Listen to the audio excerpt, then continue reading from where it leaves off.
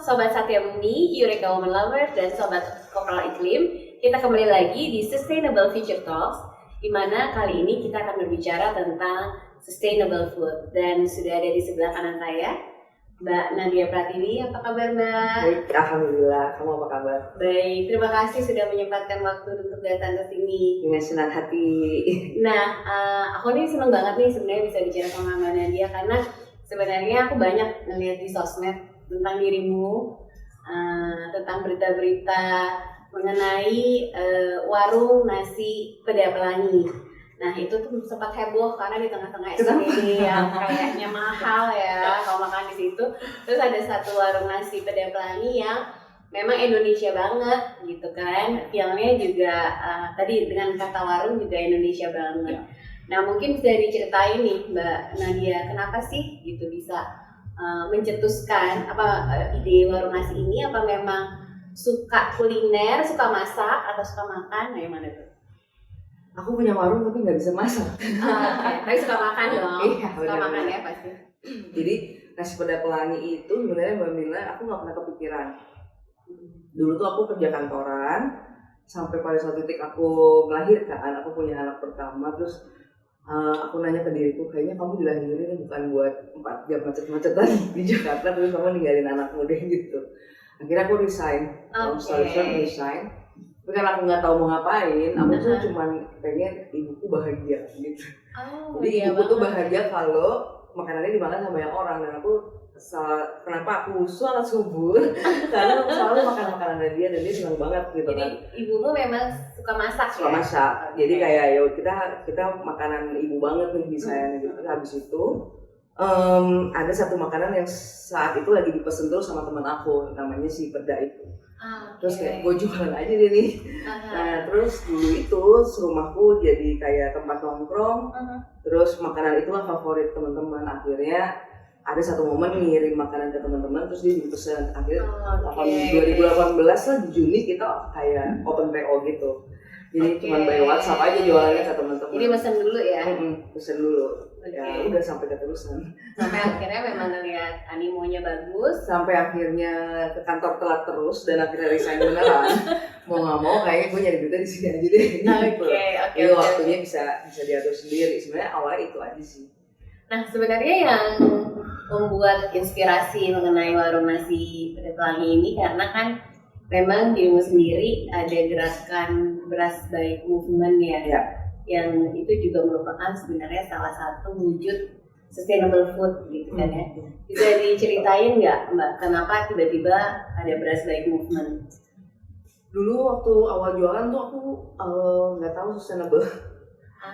Jadi aku ya awam aja gitu, budak korporat abis lepas gitu kan, terus kayak cari uangnya, cari yang lain segala macam seru. Tapi 2019 tuh alhamdulillah sebelum pandemi warung alhamdulillah rame. Karena mungkin kita di SCBD tuh unique selling point-nya tuh nggak terlalu yang kantin supir, tapi nggak yang terlalu Pacific Place gitu misalnya. Jadi kita tengah-tengah aja, berkaca dari sendiri aja apa yang kita makan setiap hari aja. Berangkat dari situ, akhirnya kita jadi lumayan lah orang kantor jadinya ke situ. 2019 ada satu momen aku nggak kebagian makan siang karena warungku yang tadinya nggak ada yang beli jadi alhamdulillah rame. Tiba-tiba melonjak. Itu gara-gara apa?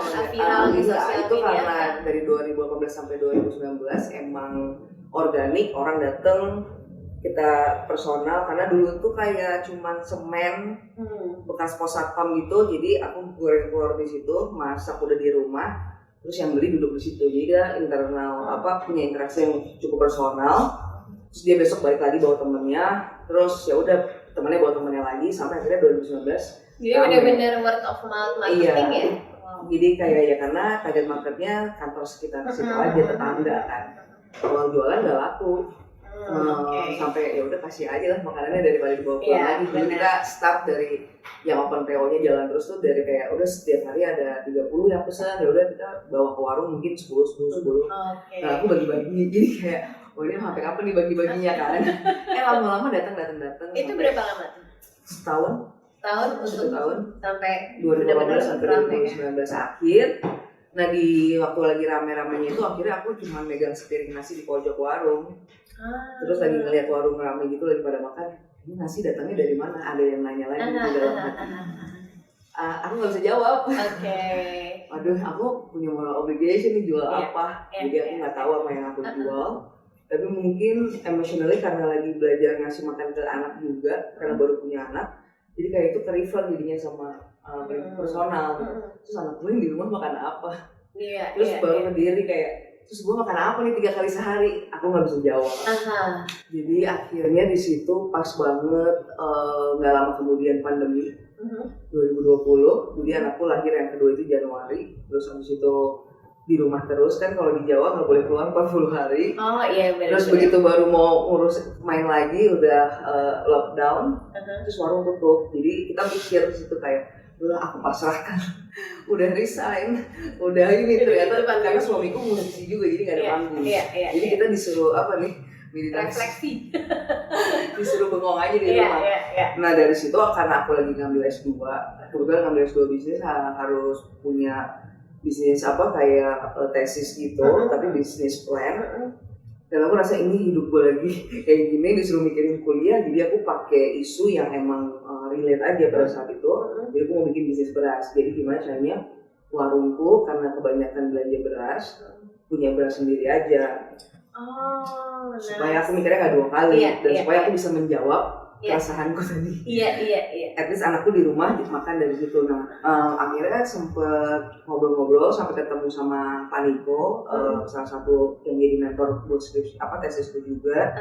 Dia bioteknologi, dia meneliti beras. Ya pokoknya ada satu kesempatan buat Pak, saya harus jualan beras apa? Karena emang pikirannya jualan aja gitu kan.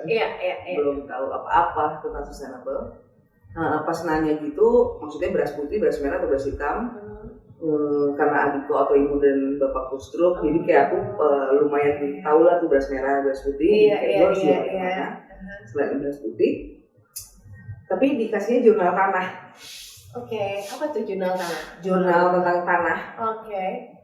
Kamu tahu jual beras nih, kamu baca dulu tanah. Wah, PR lagi nih gitu. Tapi ya udah aku lakuin karena ya di rumah juga kita nggak ngapa-ngapain.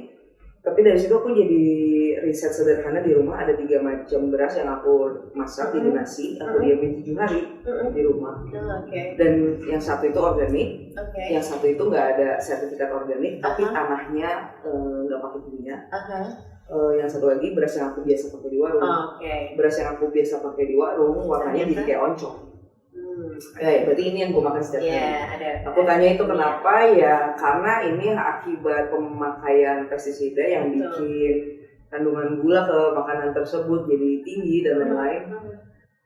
Terus karena bapakku juga sakitnya gara-gara makanan, aku jadi kayak ngerasa ini berarti nasi difitnah ya selamanya. Itu nggak bikin diabetes, tapi selama tanahnya benar pasti makannya benar. Di mana dia tumbuh ya. Terus ada satu kesempatan, intinya gue tolong bersama petani buat riset sepetak sawah. Nah, sawah di Seragen itulah yang sekarang berasnya kita makan di warung. Dari hasil riset yang kita coba belajar, kita nggak usah pakai sertifikat, karena kita juga nggak tahu, tapi kita coba belajar dari niat baik untuk nggak input kimia dulu. Karena menurut Mas Jum, nama petaninya, utangnya dia udah banyak gara-gara beli pupuk, tapi pas panen juga gagal. Terus aku jadi mulai nalar di situ tentang. Jadi utang ya? Iya, dia jadinya ya boncos aja gitu. Terus kalau semuanya kayak Mas Jum, nasinya dari mana besok kan gitu kan. Terus gue jualannya gimana? Udah Mas, kita riset aja yuk satu kotak. Nanti kalau panen kita beli, tapi kalau bisa belajar nggak pakai kimia supaya lu utangnya nggak nambah. Tapi nanti lu gue beli 5.000 lebih mahal per kilo gitu. Nah 5.000 per kilo lebih mahal itu digotong royongkan ke beban per porsi di orang-orang di warung. Jadi kayak ya udah kita tanggung biayanya sama-sama yuk. Mungkin selama ini kita take for granted makan di bonbon tapi nggak pernah mikir ada hidden cost sebenarnya buat ngejagain tanah gitu. Ini di mana? Berasnya ditanam? Di Seragen. Seragen tuh dekat Solo. Di Solo juga nggak sengaja karena waktu pandemi di tahun itu ibu mertuaku meninggal, jadi aku harus road trip ke Solo, akhirnya bisa mampir ke Seragen. Ketemunya sama Mas Jum juga nggak sengaja, jadi kayak ya udah karena mungkin hadiah dari pasrah itu tadi. Benar. Nah ini kan sebenarnya value-nya bagus banget ya, nilainya gitu ya, bahwa di sini tidak hanya untuk profit semata, tapi memang berarti Mbak Nadia tuh punya ada tanggung jawab ke keluarganya dan konsumen sebenarnya. Iya, lebih ke anak kali ya trigger aku ya. Anak dulu ya. Sebenarnya kayaknya kalau ke orang lain nggak terlalu peduli gitu. Tapi karena bisa sekalian jadi oke. Nah ini kan ada tanggung jawab. Nah selama ini untuk konsumen yang datang akhirnya ke warung dirimu, warung nasi kedai itu, apakah mereka juga tergerak karena atau ada value added yang mereka rasakan setelah tahu bahwa oh ini beras tahu asalnya dari mana dan memang ada do good gitu ya buat si petani maupun memang untuk konsumen sendiri karena nggak ada pestisida. Ada nggak mereka merasakan nilai value added itu nggak? Awal sih nggak ada yang peduli ya. Ya itu aku pikir sih orang-orang Jakarta maaf ya, Yang penting mah murah. biasanya begitu. Yang penting murah gitu. Tapi aku juga sebenarnya nggak peduli sama mereka. Jadi Tapi lama-lama ya peduli dong. aku mikirnya satu, aku jadi makan beras yang aku tahu. Jadi pasti aku sehat insya Allah, amin. Terus gara-gara nggak pakai kimia, kalau di warung suka nggak laku, misalnya abis masak nasi kita misalnya dalam satu hari kita 3 kali 4 kali masak nasi. Tapi tiba-tiba mungkin di malam hari hujan turun akhirnya sepi, nasinya tuh sekarang alhamdulillah jadi nggak kebuang. Karena dengan nggak ada kimia dia nggak gampang jadi kuning. Iya benar. Kalau kita nggak buang, akhirnya ada cost efficient yang terjadi di warung aku sebenarnya.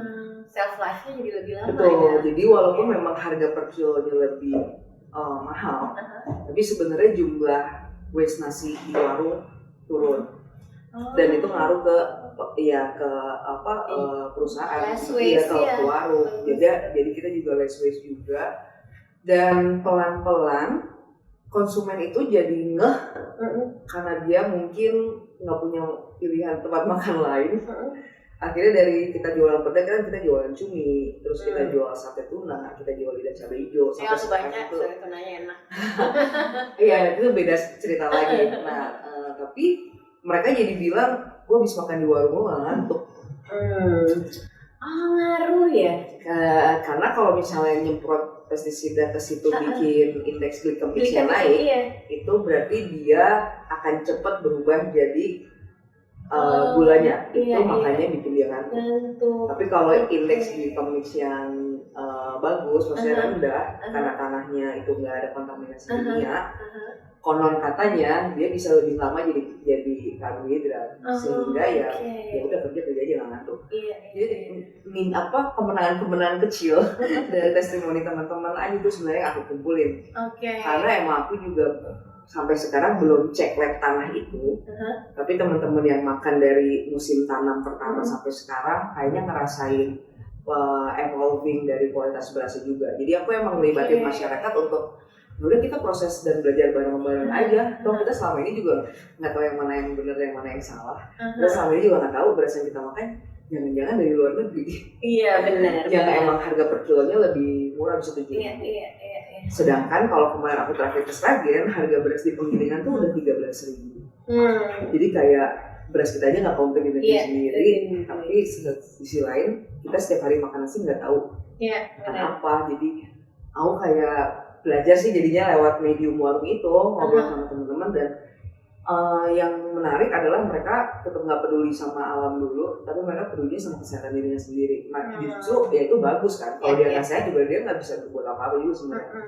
Terus sebenarnya kan kayak lingkaran aja, kalau lu mau sehat ya lu makan apa yang dari alam, tapi kalau lu mau makan dari alam dan lu mau sehat ya lu harus jagain alamnya supaya bisa ngasih makanan sehat terus. Kayaknya selama ini itu yang keputus dan itu kayak yang mungkin baru aku sadar. Iya. Berarti memang sebenarnya kalau di negara maju kan sudah cukup populer gerakan farm to table ya. Jadi kita nanam sendiri di rumah, terus itu yang kita makan gitu ya. Nah dari pengalaman beras ini ada rencana nggak? Maksudnya mungkin sayurannya atau apa yang memang juga akhirnya mau ditanam sendiri gitu? Mau banget. Cuman kalau yang Bali cuman warung kita, misalnya kita minta tolong Pak tani cabai nanam dong Pak gitu. Oke, emang kamu bisa beli berapa? Ya aku cuma sehari paling makannya 5 kilo gitu kan. Nothing compare lah sama kalau itu tuh dibeli sama gotong royong. Makanya juga dari sebenarnya beras ini mungkin hanya salah satu aja dan beras baik itu jadinya bukan sebuah gerakan yang ngajak orang untuk makan beras at the end gitu. Tapi itu kayak sebuah ajakan untuk kita nge-redefine lagi hubungan kita sama makanan. Gimana kamu melihat makanan kamu setiap hari? Apakah kamu cukup mesen setengah, habis itu nggak usah? Jadi kalau nggak habis, pasti habis, jadi nggak ada buang-buang. Atau kamu tahu itu sebenarnya bikin sakit atau enggak, atau yang kayak gitu-gitu. Itu kan selama ini mungkin siapa sih yang pernah mikirin gitu. Mungkin kalau udah sakit baru mikirin. Nah tapi karena tadi adik aku autoimun, terus aku juga stroke, dan aku juga ngeliat ibuku nih bukan tipikal. Ibuku tuh kayak vegetarian, tapi dia nggak pernah ngeklaim vegetarian. Tapi emang karena dia nggak mau makan daging, karena nggak suka. Jadi aku kalau makan daging nggak ketelan gitu. Sehat. Tapi bapakku yang emang gaya hidupnya daging banget, pesta makanan all the time, stroke gitu. Jadi aku juga gini lagi badannya, aku juga jadi kayak aku pengen anak aku tuh bisa panjang umur supaya anak aku tuh bisa menikmati aku selama mungkin gitu kan. Jadi aku belajar dari one step itu, jadinya akhirnya ternyata punya warung ini bisa merubah aku juga jadinya gitu sih. Jadi dari satu hal yang simpel sebenarnya kan dirimu tuh cuma pengen kalau aku sama Rizky sebenarnya pengen memberikan yang terbaik buat anaknya. Iya, sebenarnya mudah-mudahan. Nah ternyata dari niat baik itu tadi ya, memberikan yang terbaik buat anak, menyenangkan orang tua gitu ya, menyenangkan ibu tadi ya. Tapi akhirnya malah terjadi warung ini dan malah impact-nya dirasakan ke konsumen gitu ya. Jadi belajar juga tentang tadi sebenarnya food chain, kita harus tahu dari mana tadi beras kita berasal. Sama yang tadi pertanyaan kamu mau pindah ke mau yang cabenya juga atau segala macam. Itu kita trial kayak emang kapasitas kita warung sendiri nggak bisa. Dan sebenarnya kita akhirnya jadi belajar untuk gotong royong kan, kolaborasi gitu. Mulai dari udah di rumahku belinya berapa, di ini berapa. Terus kalau nggak bisa langsung ke source dulu, kita cari tukang sayur terdekat aja. Karena logikanya tukang sayur terdekat itu udah paling bisa nolong kita setiap hari. Terus dia juga sebenarnya punya supply chain sendiri kan di dunianya dia gitu. Kita juga malah belajar sama dia. Betul. Dan dari emisi karbon. Betul. Dari beras itu kan jadi kayak kelihatan nih, dari yang tadinya makan di warung dia beli, lu jual nggak? Gue mau dong 1 kilo buat di rumah. Akhirnya kita jual beras 1 kiloan. Dari situ kita bisa tahu. Akhirnya jual beras. Jadi kita punya sekarang di ekosistem kita ada kios. Kita bikin kayak kios, namanya kios leres. Kenapa namanya leres? Leres itu adalah ketika kamu tahu apa yang leres itu kayak perasaan gitu. Ketika kamu kenyangnya seneng, terus tahu uangnya larinya dibikin seneng buat tanah dan pertanian juga. Tapi kamu juga tahu ketika kamu makan itu kamu seneng aja karena makanannya enak dan kamu suka, dan kamu tahu uang kamu larinya ke tempat yang benar. Jadi leres aja nih gue makannya. Akhirnya nggak perlu banyak, tapi jadi ya udah secukupnya aja gitu kan, kayak ya udah berhenti makan sebelumnya. Jadi dari jualan beras kita tahu yang beli beras kita tuh biasanya di rumah beli apa lagi kan. Itu sih yang sebenarnya pengen kita gotong royongin sama teman-teman kita yang kayak Rumah Mahika. Udah ada kebun-kebun yang dekat dari Jakarta yang sebenarnya udah punya program namanya CSA. Itu sebenarnya ya, jadi warung jadi tempat untuk showcase teman-teman juga yang punya program kayak gitu. Kalau mau sayur-sayuran lu ke Rumah Mahika aja. Kalau lu mau minuman soda tapi nggak mau Coca-Cola, Sprite, Fanta terus, lu beli miring aja. Ada teman kita juga bikin minuman ringan buat ngerespon. Miring minuman ringan. Karena kita terlalu terpatok sama Coca-Cola, Sprite, Fanta. Betul. Kita bikin sendiri versi dari buah maram, buah endemik di lahan gambut, terus versi dari kelor, dari satu namanya Ibu Ina Hajaria di Desa Sigi yang emang dia punya grup wanita keren yang sering-sering panen kelor terus dibikin tepung. Jadi kita ngerespon dari mereka punya apa, ya udah kita coba bikin supaya teman-teman tuh juga melek. Kita tuh nggak harus minum Coca-Cola dan mungkin makanan yang terus gitu. Walaupun itu enak ya, tapi yang lidahnya harus dibanyakan sama yang lain karena kita kaya banget sebenarnya. Benar, kita harus menggunakan produk lokal ya, mendukung kalau bisa. Nah, satu hal yang menarik lagi kalau dilihat warung nasi Pedapelan ini kayaknya sangat kuat dengan kegiatan komunitas ya. Nah, itu gimana tuh awalnya? Itu atau memang juga sudah strategi dari awal? aku nggak pernah aku aku tuh kan nggak ada background F&B sebenarnya kan. Jadi aku melihat jadi dari Beras Back Movement ini jadi sering jalan-jalan ke desa. Ada rezeki, mungkin ada rezeki anak soleh gitu, diajak jalan-jalan, terus pas jalan-jalan nginepnya di rumah petani gitu, kayak di rumah ibu-ibu yang jago masak di dapurnya, yang masaknya masih pakai zaman dulu banget dan kayak lain-lain. tungku gitu atau kayu ya. Terus itu sesuatu experience yang aku nggak pernah dapet. Mungkin kalau aku dulu nggak pulang kampung ke Jogja terus bikin bacem nyayak apa segala macam nyobain. Terus aku kayak ngerasa di Jakarta satu sisi aku selalu bosen nyari makanan. Makan apa lagi ya? Bener. Gitu. Walaupun semua pilihan tuh udah ada. Kita cuma pakai jempol. Betul. Tapi kebingungan selalu ada. Iya, benar.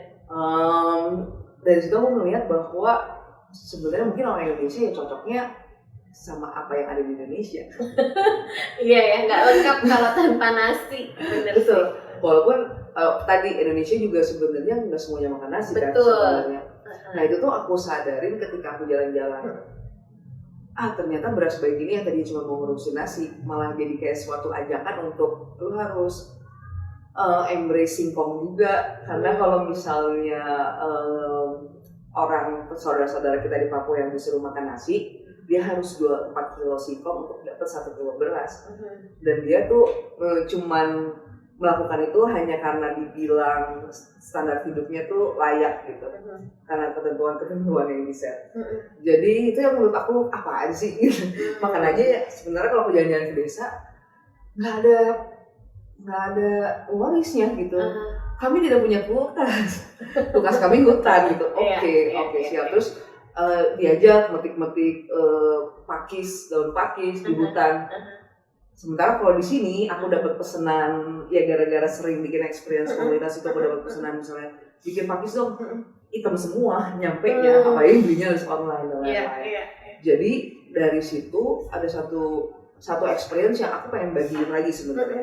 Dan itu awalnya aku pengen ceritain itu ke teman-teman. Jadi kayak gue bisa makan enak di sini, gue mau bawain itu ke warung biar lo bisa nyobain juga.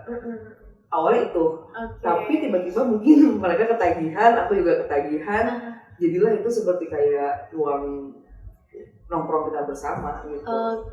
Makanya jadi mungkin terlihat komunitas, tapi sebenarnya aku pengennya ini bukan cuma milik komunitas, tapi ini tuh sebenarnya emang keseharian orang Indonesia yang emang harusnya kayak gini, ya nggak sih, yang emang harus bisa diakses sama semua. Even mungkin lewat makanan, jadi bisa relate gitu, ya jadi bisa lebih sadar ngomongin iklim, jadi lebih ngerti. Kan awalnya gue juga gak paham kalau gara-gara makanan. Gara-gara kekhawatiran besok anak gue bisa makan nasi yang enak kayak gini gak ya? Karena konon katanya kalau derajatnya udah naik 2 derajat, nasinya bulirnya lebih kecil dan nutrisinya 0. Jadi kita bisa makan seporsi. Saat ini masih ada nutrisi, tapi bisa aja nanti pas anakku 20 tahun nasinya tuh dia cuma bikin kenyang aja tapi gak ada nutrisi. Anak tanahnya udah pada rusak. Nah jadi aku ngeliat, jadi sebenarnya keseharian kayak ibuku sukanya pecel kayak gitu emang udah ada di Indonesia. Dan kita nggak perlu melihat ke barat dulu untuk karena di barat tren vegan terus kita jadi vegan. Nggak perlu, kita dari dulu makan pecel. Dan aku sempat bikin kolaborasi juga sama Lazy Susan sambal menteng. Pas R&D mentengnya kita beli di online ada. Enak, kita launching. Begitu launching, pas kita mau beli lagi nggak musim. Udah hampir punah juga. Jadi setiap hari kalau yang aku baca setiap hari kita kehilangan resep, setiap hari kita kehilangan masakan, dan ya kehilangan bahan pangan juga sebenarnya yang rame gitu. Kalau aku karena aku suka kopi ya, jadi aku paling takut kalau kopi nanti sampai hilang. Katanya Mas Irfan Anomali kopi analog udah ada, dan 2050 kopi punah. Aduh, kalau kita, makanya penting banget nih ya sebenarnya ketahanan pangan, sustainable food, less waste itu sangat penting sebenarnya untuk dipahami ya. Karena kasihan tadi kita harus mikir anak cucu kita gimana nih ke depannya. Tapi kalau dari pengalaman pribadi, sebelum aku mengerti itu kayak ada momen sadarnya gitu dulu sih, kayak ini masih datang dari aku ngerti sih, soalnya kalau kita ngomong sustainable gitu ya, orang tuh kadang suka mikirnya apaan sih sustainable, kayak tinggi banget, jangan-jangan kayak bahasa orang canggih gitu kan. Tapi kalau tadi dibumikan, kayak dirimu kan membumikan, nanti anak aku makan apa, ntar jangan-jangan nasinya udah gak ada nutrisi nih di kemudian hari gitu. Tiba-tiba sebenarnya itu dari hal sehari-hari gitu kan, dibalik gitu. Iya, karena nggak mungkin kita bisa merubah apapun kalau yang hal kecil setiap hari kita lakukan itu nggak dirubah nggak sih? Iya. Kayak ya anakku nggak akan tahu ada singkong rebus itu enak dimakan pakai butter gitu, atau ada jagung rebus atau bihun yang enak kalau ibunya nggak nyediain. Ini mesti ada nih. Iya nih Fana gitu. Jadi ternyata dari keseharian bisa bikin sadar. Kalau kita nggak sadar, ya besok hilang tuh barang gitu kan. Iya, sebenarnya jadi kita bisa melakukan perubahan tuh justru dari hal-hal remeh setiap hari. Ya, setiap hari sebenarnya ya. Dan mungkin dari tadi hal-hal yang kita lakukan buat orang-orang tercinta kita ya. Betul, dan kayak makanya aku suka banget ngebahas lewat makanan karena kayak ya udah semua orang sayang sama makanan. Oh iya kan ada pepatah kalau mau menyenangi orang dari perutnya dulu. Nah itu juga tuh yang aku pelajarin di buku Mustika Rasa. Jadi tahu buku Mustika Rasa nggak? Ada. Aku belum. Ada buku resep punya Indonesia. Ada 1.600 resep kalau nggak salah. Itu 1960 diinisiasi sama Pak Karno. Jadi semua resep ibu-ibu di dapur dikumpulin sampai dia ngerahin pasukan militer dan lain-lain, hanya untuk ya udah yang penting ilmu pengetahuannya di capture dulu. Walaupun beliau juga tahu itu nggak sempurna pada saat itu eksekusinya. Tapi dari situ aja kita sekarang bisa melihat rasa jahe yang tadinya strong hanya dengan satu ruas, mungkin saat ini kita harus pakainya 2 kali lipat, dan itu lead to cost kita juga yang naik. Dan udah costnya naik, nutrisinya juga turun. Itu tuh kita kayak wah.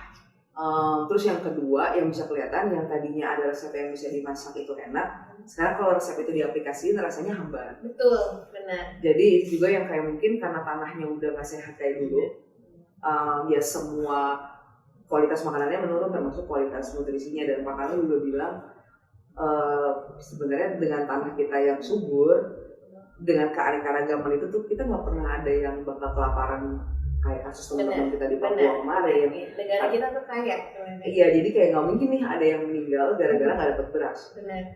Tapi emang kalau balik ke cara nenek moyang, iya mereka emang nggak makan beras, harusnya mereka bisa makan ubi dan singkong. Tapi karena appetite-nya sudah geser, akhirnya mereka craving beras juga karena pengen dilihat kayak gue pengen kayak orang Jawa. Pengen dinilai sejahtera, makanya gue makannya beras gitu. Terus kalau kita kesana kita disuguhinnya di split gitu. Jadi lidahnya mereka udah geser juga pengen ngikutin kita. Terus yang di Jakarta ngikutinnya yang di luar gitu. Iya, karena udah bosan. Terus pas nyampe luar, orang luarnya juga banyak yang stres ternyata. Kita ngikutin orang stres dong. Kan. Makanya kayak mindful apa segala macam naik. Betul. Sampai kayak mindful eating apa macam itu kan. Mungkin kita nggak harus sejauh sana, tapi kita kayak yuk buka lagi yuk. Apa yang sebenarnya udah kita punya nih dari zaman dulu. Jangan-jangan semua jawaban dari climate change atau dunia yang hampir punah itu ada di situ lagi. Udah ada ya. Iya. Cuma kitanya aja nggak sadar. Bener. Menarik banget deh. Kamu kan ada komunitas-komunitas yang mendukung gitu ya. Ekosistemnya sudah terbentuk lah. Nggak minat membawa itu ke online. Bikin aplikasi mungkin biar lebih banyak yang bisa bergabung gitu. Kepikiran nggak? Aku belum kepikiran, kayaknya orang lain aja yang mikirin. Tapi sebenarnya aku emang akhirnya menjadikan warung itu untuk media belajar. Jadi kayak warung jadi warung gotong royong, kayak kita punya produk-produk dari teman-teman di desa yang kayak kita punya teman namanya Mbak Ara dari Borneo. Jadi kita pernah bikin sehari rasa Borneo di tengah-tengah SCBD. Oh iya, aku lihat di sosmed. Teman-teman Borneo itu ya merekam suara hutan, terus kita setel di SCBD. Terus mereka bawain kita pakis, ubud rotan, terus ada ikan asinnya. Ini salah banget deh, kita ngomong gini kan. Terus tiba-tiba ada teman-teman dari Dayak yang pengen main sape sama nari. Jadi sehari itu dikemas dari esensi Mustika Rasa itu tadi, kita coba embrace selebrasi satu hari itu, dan teman-teman tuh bisa datang di warung untuk experiencing jadi orang Borneo ini gimana. Dan itu tuh bukan cuman market Jakarta yang jadi lidahnya terpuaskan dan 5 panca inderanya karena kita ada tadi, ada suara dan lain-lain. Jadi kayak experience banget ya. five sense experience. Jadi gimana caranya kita menggunakan tools yang udah Allah kasih untuk kita sadar lagi nih dan benar-benar ngerasain dan benar-benar oh ternyata kita punya ini gitu yang lain. Tapi teman-teman yang dari Kalimantan ini juga bisa melihat bahwa oh ternyata gue tuh nggak harus look up ke Jakarta atau ke Barat, tapi ternyata produk-produk lokal sekarang udah punya tempatnya juga ya buat market gitu. Jadi mereka semangat lagi kan, karena kan demand supply kan harus selalu seimbang. Ya itunya sih yang lagi kita benar-benar coba. Ayo experience apa lagi, makanya belajar banyak lagi sama senior kayak Bu Heli dan lain sebagainya untuk sebenarnya banyak banget ngomongin beras aja kita punya 7.000 spices dulu. Tapi mungkin yang kita makan setiap hari cuma satu. Benar-benar mengenal suatu negara, ya tadi ya mengenal kekayaan negara kita itu sebenarnya bisa dilihat dari pangan sebenarnya. Iya, dan kita tuh kan negara Ring of Fire, Katulistiwa dan ya hutan. Jadi sebenarnya nggak mungkin lapar. Itu tuh udah nggak masuk. Setelah saya kesimpulannya, ya harusnya kita nggak mungkin lapar. Benar. Kalau kata orang dulu apa aja pokoknya ditaruh di tangan kita pasti tumbuh gitu ya. Betul. Iya, dan ya mungkin tanah kita sekarang 70% lebih udah rusak. Dan tapi alhamdulillah senang banget kalau jalan-jalan ke Bali udah ada yang ngomong katanya dibagiinnya sekarang pupuk organik. Jadi ya itu gimana tadinya mungkin kimianya banyak, mungkin di fase sekarang saatnya kita menyeimbangkan lagi kali ya, walaupun kita nggak bisa mengobati semua tanah gitu, tapi at least kesadaran-kesadaran kecil dari konsumen ini yang bisa nge-trigger supaya itu ya sedikit-sedikit sembuh lagi lah gitu. Dan juga supaya mungkin dari para bapak-bapak petani beralih juga gitu. Intinya mah petani selama lu beli Oh gitu, iya. Berarti harus gerakannya emang dari konsumen ya? Dua-duanya. Jadi ketika kayak aku sama Mas Jum, awalnya yaudah biar tesis gua bisa punya jawaban yang valid nih gitu. Walaupun waktu itu juga nggak ngejar kan nemuin 4 bulan atau apa, tapi udah nih kolaborasi segala macam. Terus yang tadinya tanahnya keras kayak batu, terus tiba-tiba dia lumayan bagus. Yang tadinya mungkin dari 3.000 meter itu cuma bisa jadi katakanlah ketika dia panen 1 ton yang jadi beras cuma 500. Sekarang kalau panennya 1 ton yang jadi beras udah jadi 700. Kan gabahnya dipanen 1 ton, begitu diayak yang tadinya 500, berarti kan sebenarnya biaya produksinya tinggi kan. Nah kalau karena tanahnya sembuh, mungkin ini juga jadinya ngasih kita lebih banyak. Oh jadi sayang aja sama tanah, itu tanah hasilnya banyak. Jadi produktif, jadi intensifikasi sebenarnya. Tinggal kita yang di Jakarta ngomporin yang lain, lewat tadi komunitas, experience dan lain-lain buat ayo gotong royong belinya. Ini keren banget kok, keren. Makanya aku langsung pikir kayaknya harus bikin aplikasi deh. Ya, makin banyak yang bisa bergabung. Iya, bikin aplikasi supaya berasnya lebih laku sama ubi, singkong dan yang lain-lain. Iya, benar. Dan semakin banyak orang tergerak gitu. Amin deh kalau gitu, amin. Ya kan, bahwa ini sebenarnya kan farm to table gitu, cuman ya ini versi membuminya lah gitu ya. Kalau di brandingnya farm to table sebenarnya. Iya. Ini menarik banget, kayaknya nggak habis-habis deh kalau ngobrol sama dirimu, apalagi emang aku suka makan. Nah, ada pesan-pesan nggak nih kepada Eureka Women Lovers, Sobat Satya Bumi maupun Sobat Kopral Iklim gitu? Kira-kira apa yang teman-teman mungkin bisa lakukan untuk ya berkontribusi lah terhadap less waste dan sustainable food? Aku sharing aja kali ya, jadi kayak di warung itu setiap hari mungkin banyak banget nasi sama makanan di piring. Jadi karena itu konsepnya warteg, kamu tuh bisa kayak aku mau ini. Bener. Terus kalap. Terus abis itu nggak habis, terus ya terutama banyaknya yang bisa tuh sambal. Dan sekarang harga cabai 150.000 per kilo.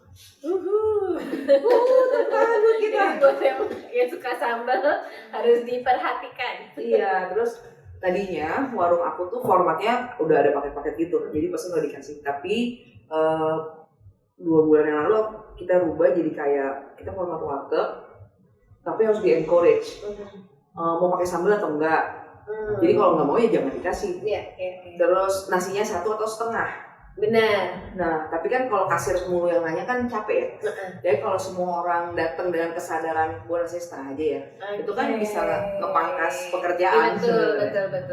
Nah, karena konon katanya sampah makanan kita per orang per tahun 200 kilo.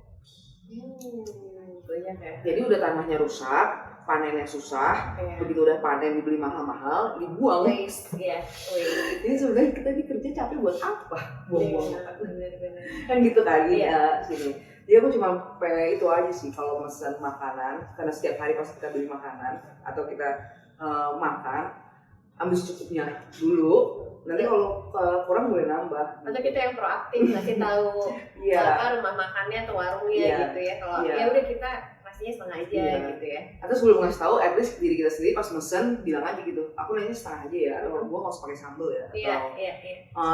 Kayaknya kalau itu bisa terjadi, baru tuh kita bisa kayak ngomongin. Oh ternyata kalau makan nasi setengah bisa kenyang, kita bisa ngomongin nasi ungu. Jadi di warung ada nasi ungu juga. Nasi ungu itu kita belajar dari petani namanya Mas Gandhi di Jogja. Dia punya padi di belakang Prambanan. Mas Gandhi itu yang jadi narasumber tanah. Gue juga di petani konkretnya. Kalau ini kamu emang harganya lebih mahal, berasa 75.000 sekilo. Tapi kayak kamu segini aja udah kenyang. Gitu. Jadi kalau habis kebiasain makan secukupnya makan itu udah kenyang, nanti lama-lama mau nyobain ubi, nanti lama-lama mau nyobain singkong, jagung dan lain-lain. Jadi dari situlah akhirnya nggak ada yang kelaparan lagi, mudah-mudahan. Karena emang kita nggak boleh makan satu, nggak boleh semuanya makan nasi. Ya harus ada variasi mungkin teman-teman di Papua biarin aja makan singkong. Teman-teman di Sulawesi dan kita juga mungkin gitu. Jadi kayak kenapa ada nasi jagung, ada nasi singkong yang ada nasi yang pakai ubi, itu supaya kalau beras nanti suatu saat nggak ada, ya kita nggak mati kelaparan karena India udah nggak mau kirim dan semuanya menyelamatkan perutnya sendiri. Jadi kayak kita juga dari sekarang yaitu belajar lagi deh sama makanan mulai banyak jajan makanan lokal aja sih sebenarnya, terutama yang emang masih memegang nilai-nilai luhur, bagaimana kuliner zaman dulu itu dan lain sebagainya. Jadi jangan terpatok memang sama nasi beras ya, tapi bisa aja nasi jagung kayak gitu ya. Benar, jadi harus variasi juga ya. Aduh, tapi serem ya, mudah-mudahan sih tidak terjadi ya. Enggak, mudah-mudahan. Kalaupun terjadi setidaknya kita udah sadar lah hal itu terjadi.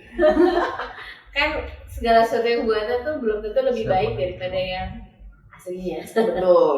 Makanya aku yakin kalau kita setiap hari di meja makan ngeliat piring, berarti sebenarnya mungkin piring itu kan buat ngasih kita energi kan, buat kita kerja kan. Nah tapi mungkin jalan keluarnya ada di dalam apa isi piring itu dulu. Buat supaya kita tetap bisa sehat, akhirnya kita bisa mikir jernih. Nah, akhirnya segala masalah bukan masalah gitu, tapi bisa jadi yang lain, opportunity dan sebagainya. Iya, karena sebenarnya bisa jadi semua berawal dari isi piring itu. Menarik banget ya, thank you banget. Ini kayaknya harus berlanjut di luar podcast ini gitu ya. Boleh di teras ya. Sekalian sambil mungkin ada yang mau pesenin makanan. Oke. Atau harusnya aku yang pesen. Gimana kamu sendiri? Oke, Sobat Satya Bumi, Eureka Women Lovers dan juga Sobat Kopral Iklim, thank you sudah mendengarkan podcast kali ini. Tetap terus tentunya menonton channel Eureka Women dan juga Satya Bumi, dan jangan lupa untuk like and subscribe dan juga komen. Oke, sampai jumpa di Sustainable Future Talks berikutnya. Bye. Dadah, terima kasih.